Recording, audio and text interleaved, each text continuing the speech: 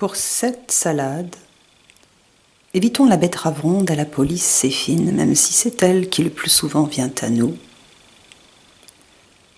Tâchons plutôt de partir à la recherche de la betterave crapaudine, de forme oblongue, et ouvrons l'œil, car il s'agit de la dénicher cuite, oui monsieur, cuite au feu de bois, oui madame. Une fois posée sur le plan de travail, totalement offerte, la crapaudine a de quoi troubler. Sa complexion sombre, peu avenante, attire cependant. Et l'on ne peut résister à la tentation de toucher cette peau sèche, épaisse et ridée, presque croûtée. Continuons ce cheminement tactile, caressons, palpons en toute ingénuité, jusqu'aux fines crevasses, d'où s'échappe un jus d'un rouge tirant sur le brun, sirupeux. Sous cette peau rugueuse et craquelée se cache une promesse, sous l'écorce un secret. Sous la bête, la belle.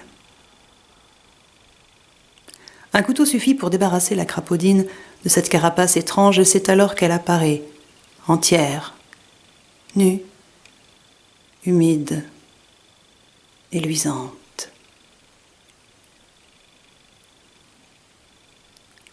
Davantage encore, c'est en coupant dans la chair violacée de généreuses tranches qu'on découvrira sa densité musculeuse, si singulière.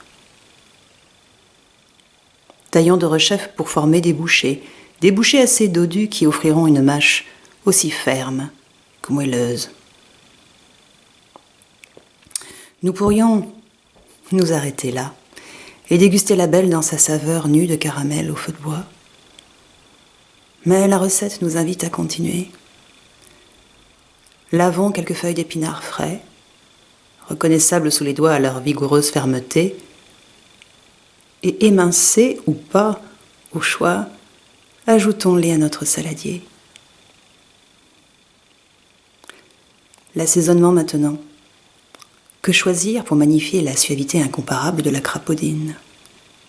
Quelques pincées de fleurs de sel, bien sûr, mais surtout l'alliance d'une soyeuse huile de noix, doublée d'un anguleux vinaigre de vin vieux. À cela ajoutons le mordant d'un poivre noir, doublé d'un petit hachis d'ail blanchi selon les goûts. Et en finale, le grain fin d'une pluie de sésame blanc.